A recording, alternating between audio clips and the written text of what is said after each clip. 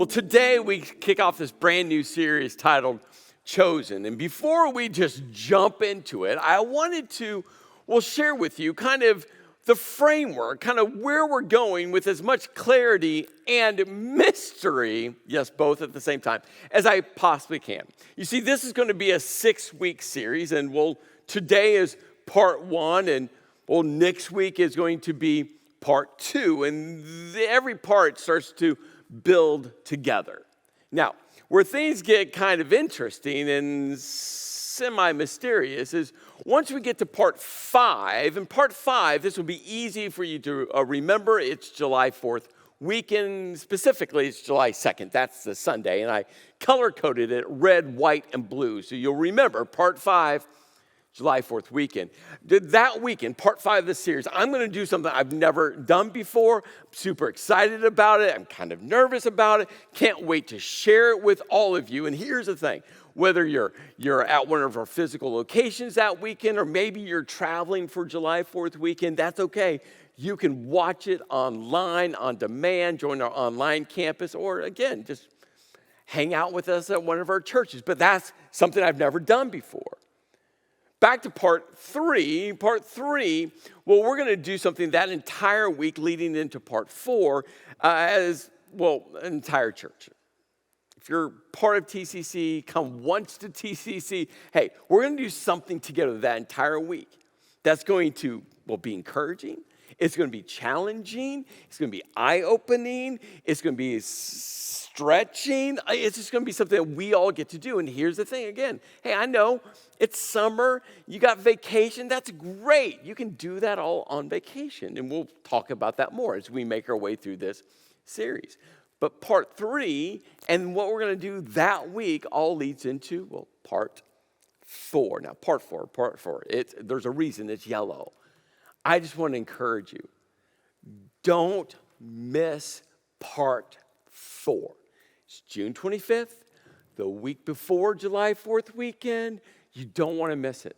In fact, if you only connect online, but you're close to one of our physical churches, I would say that weekend, jump in your car, jump on your motorcycle. I don't know, maybe you can kayak there. I don't know how you can, but get to one of our physical churches.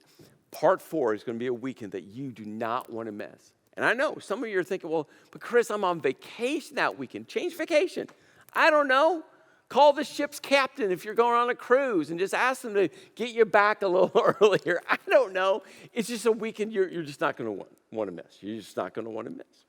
And all of that leads to, part 6, our epic celebration of the series. I think this is one of the most significant series that we've done and that we will do together as a collective of churches. Now, maybe you've only stepped into one of our physical churches before and you've never watched online. We've made it so super simple and easy. You can just go to tcconline.tv. You can click attend online. We actually have an online campus where people across PA, in fact, around the world, gather either Saturday night at 6 p.m. or Sunday morning at 9 and 10:45, and you can jump in and watch and interact and chat. It's super awesome. So that's a tool. You can also go to tcconline.tv and click on demand, and you can always watch this entire series as we make our way through whenever is convenient for you. Well, that's where we're going. There's something about all of us where we will desire to be chosen, don't we?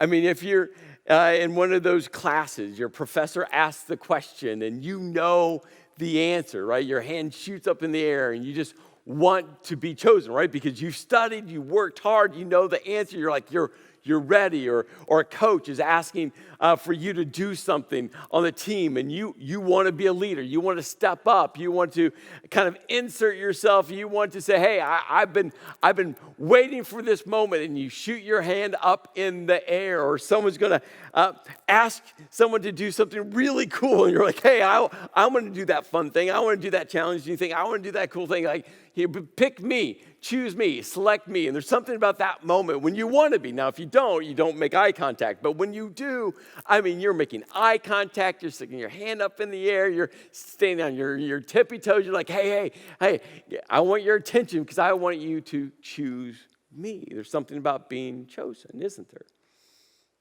If you've ever gone to an event before and either purchased or been given raffle tickets, and their prizes are so cool and so awesome, and you just wait the entire event until they started to call out the numbers, and you have all of your tickets out in front of you, and you just wait for every digit, every number to be read, and you just wait, and you just hope that they choose your number.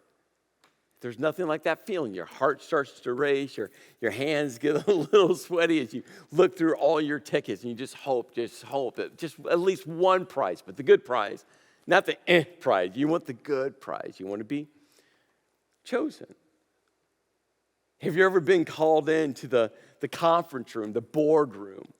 You're not sure what for, but as you walk in and you see your boss, your supervisor, the CEO, the owner of the company sitting at the end of the table, and you walk in and you're nervous because you're not sure what for, and all of a sudden she starts to share with you that they want you to help start anew. They want you to head up anew. They want you to overcome an obstacle. They want you. And all of a sudden you realize that they have picked you. They've chosen you to help. There's nothing like that feeling. And if you've ever had that special someone choose you, if you've ever chosen that special someone, my wife and I, Kim and I, we're just best of friends. And I don't know who chose each other first. What I do know is we did choose each other. And over the last 25, going on 26 years, our relationship has only grown deeper. Our friendship has only grown more special. And what I do know is that we chose each other. You see, there's something within all of us that, we want to be chosen. Isn't it true? We want to be selected. We want to be picked. We want to be known. We want to feel that special something. And if we're not careful, that desire to be chosen, our identity gets all wrapped up into that. If we're not careful, not only does our identity get wrapped up into who we are, then our self-worth gets tied into all of it. And if we're not careful, we start asking questions. Questions like, what about God? Have you ever had those what about God questions? They're followed with some more specific questions like, will he choose me? Does he even want me? And all of that leads to, I think, one of the most dangerous questions that lurks in the recesses of our minds. Am I even good enough? Have you thought about that? Am I even good enough for God? You see, in this series, Chosen, if you're a Christ follower, if you've been a Christ follower for years, decades, I think it's a question that if we're not careful, will creep back up into our minds. If you've just named Jesus as your Lord and Savior, I know this is a question that is circling around within your thinking. If you're uncertain about God, not sure about God, you're just trying to figure out this God, church, Bible thing, I'm sure you're asking that question. But me? Am I even good enough for God? In the New Testament part of our Bible, the New Testament being the story of Jesus and the launch of what we now call the church, so there's a guy named Peter who was chosen by Jesus to be part of his inner circle, part of his leadership team. And when when Jesus walked up to Peter and said, hey, I want you, and Peter's like, me? And he's like, yeah, you. And I'm sure in the back of Peter's mind, he's like, you really don't want me. But he said yes, and he went on this journey. He had no idea what was coming his way. And years later, after Jesus was arrested and beaten and crucified, after Peter saw Jesus alive, and after Jesus ascended into heaven, Peter was part of a massive group of people that were part of not just the formation of what we now call the church, but the launch of the church and the growth of the church. And I want to share with you just 2 verses. These 2 verses will help guide this entire series. These 2 verses I would encourage you to personally, to memorize, to spend time reading through, spend time focusing on, because again, it starts to form such an important framework. Whether or not you've been a Christ follower for decades or months, or maybe for you, you're still, asking some questions. And Peter starts to write, and he goes, but you are. Now, I want to pause there because I want to just shine a spotlight on a thinking, especially if you are a Jesus follower, if you're a Christian, a Christ follower. So many times we come to these moments in the Bible like this, but you are.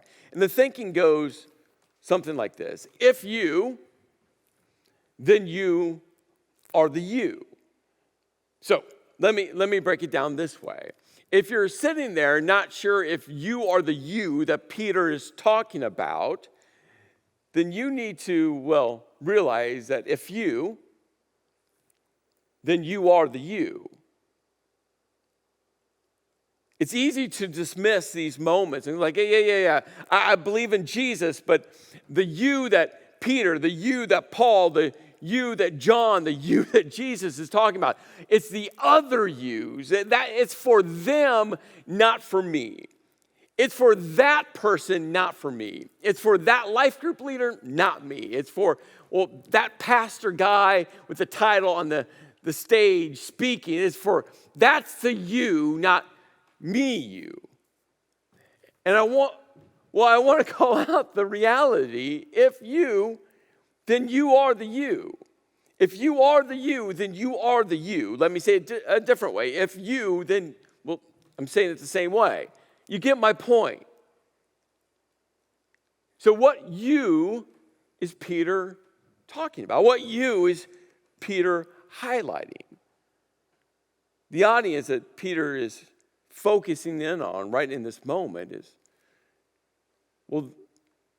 everyone who's placed their faith, their trust in Jesus. That's the you.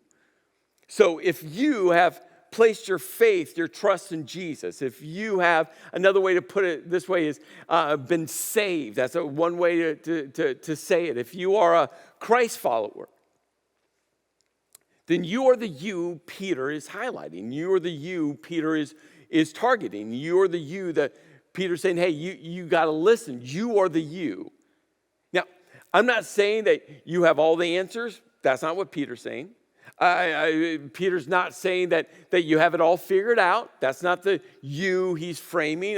Peter's not saying that you're living a perfect life. That's not the you. He's not even saying that you have the whole Bible memorized or you read the whole Bible or a percentage of the Bible.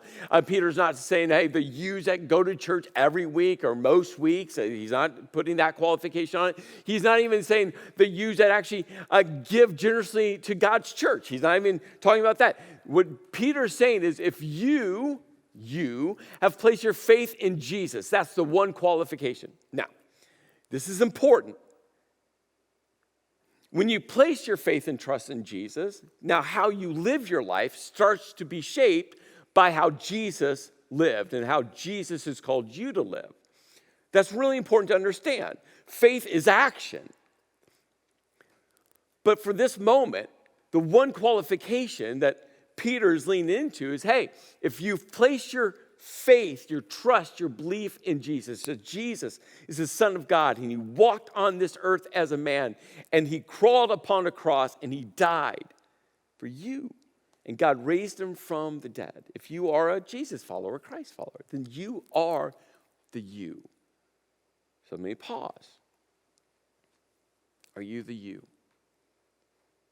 If you are, then you can't dismiss. And Peter has something to say to you.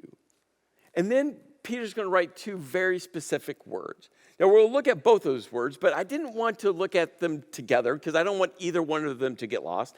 And I wanted to start with the second word that he wrote, and then we'll come back to, the word that precedes it. So Peter writes, but you are we'll come back to that next word, people.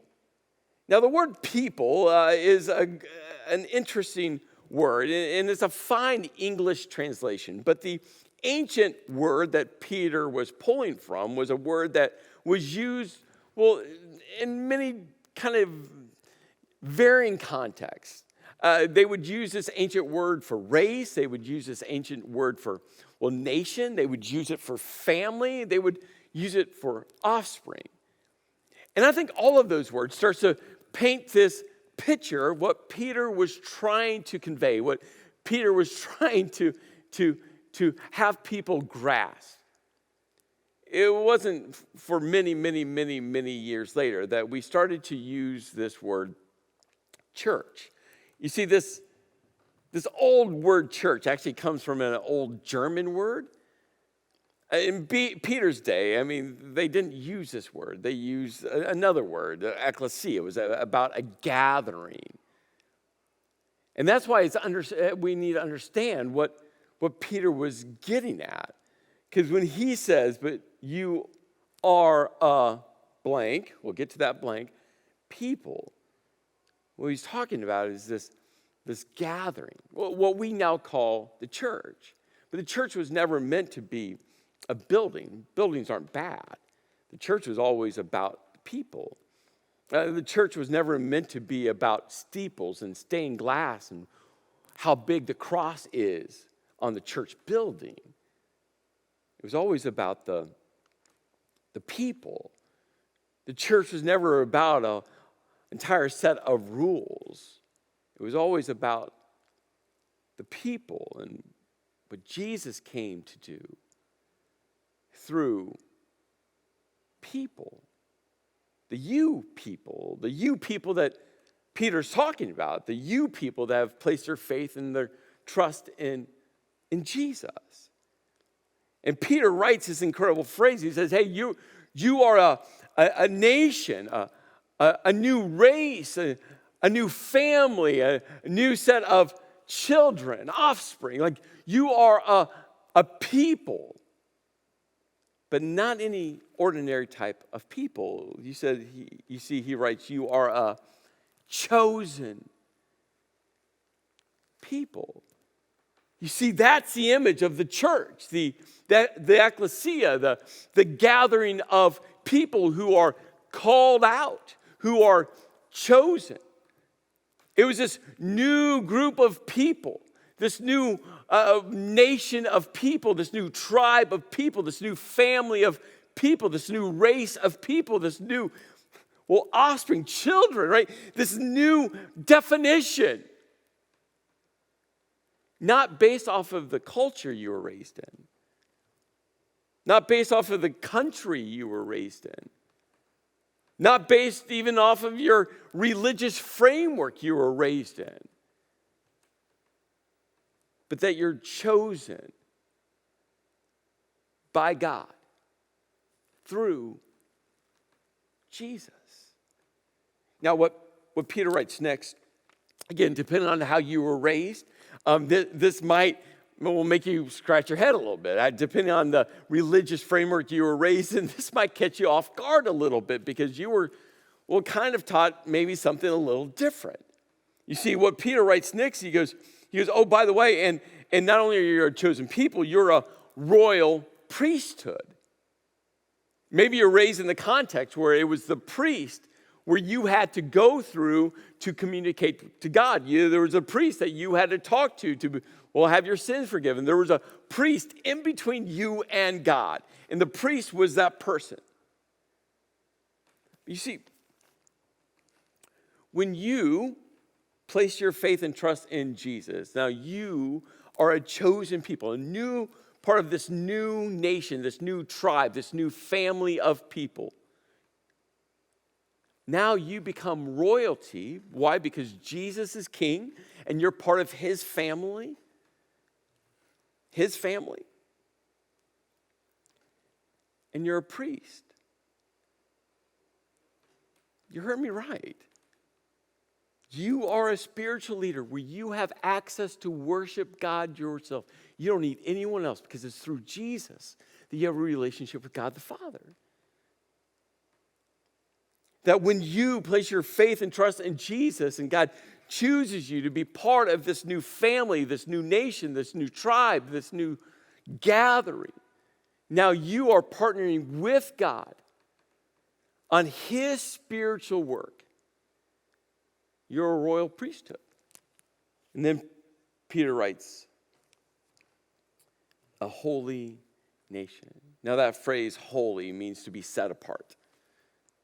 And it's not like set apart like I'm better than other people. It's not set apart that you're like more perfect than anyone else. It's not that you're set apart meaning you're more spiritual than other people. Set apart means that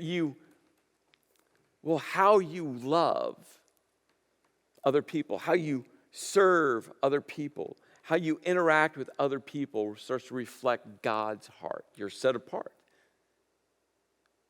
And you're a holy nation. Again, coming back to this new gathering of people, not because of what country you were raised in or type of family you were born into or any of that, but because of Jesus. Because of Jesus. And then Peter writes, God's special possession. Special possession. Unique, one of a kind, that God chose you.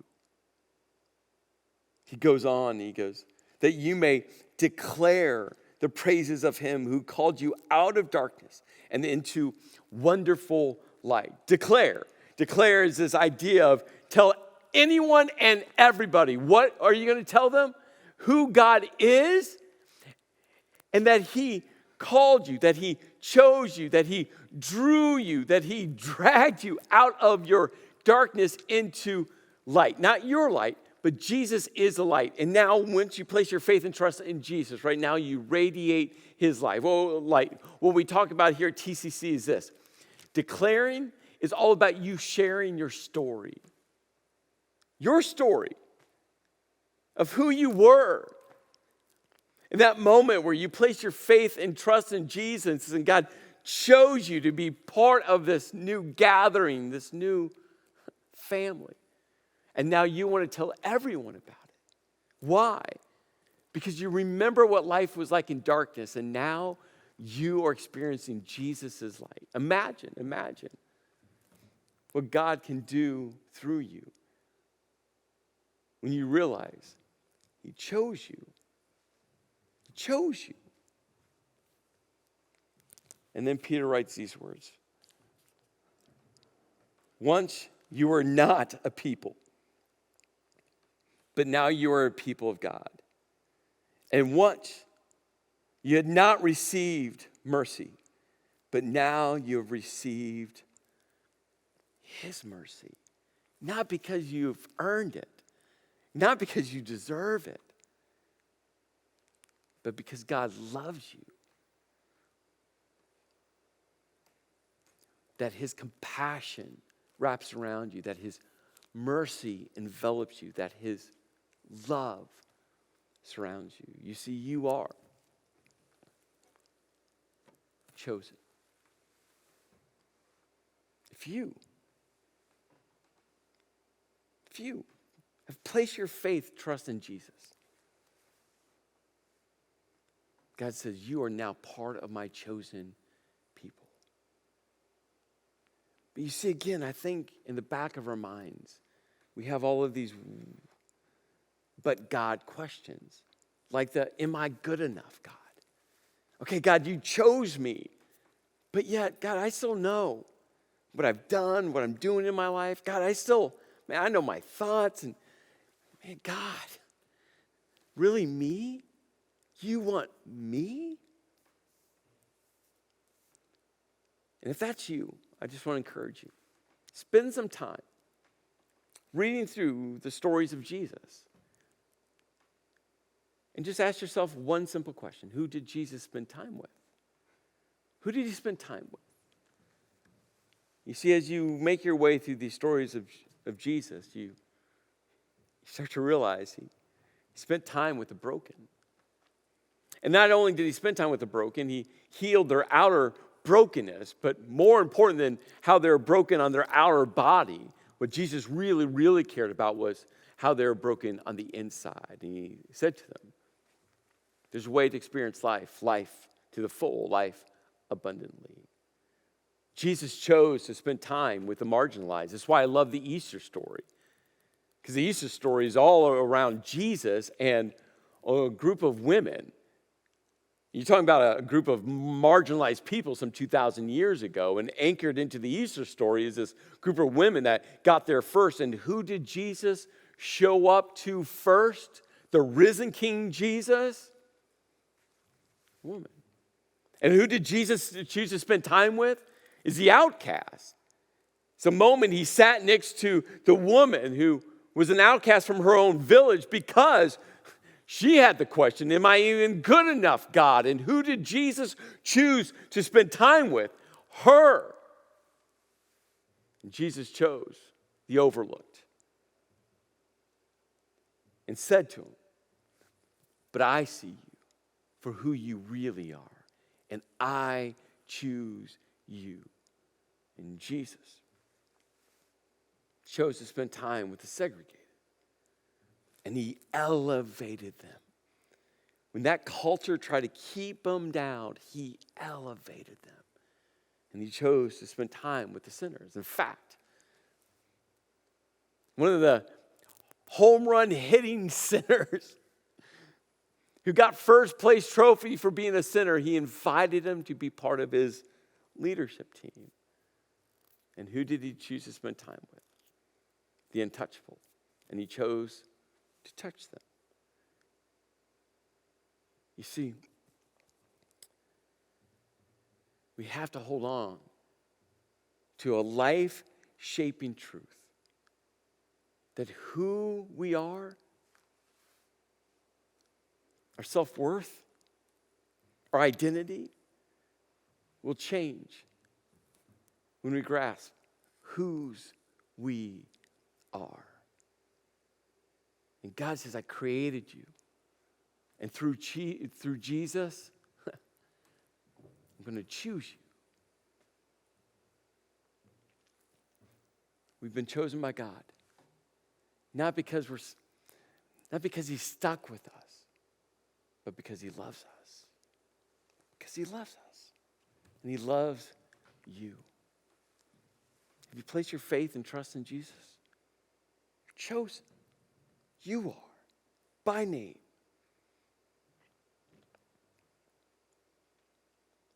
You're a royal priest, set apart, a special possession to declare your story of who you were before Jesus and who you're becoming now.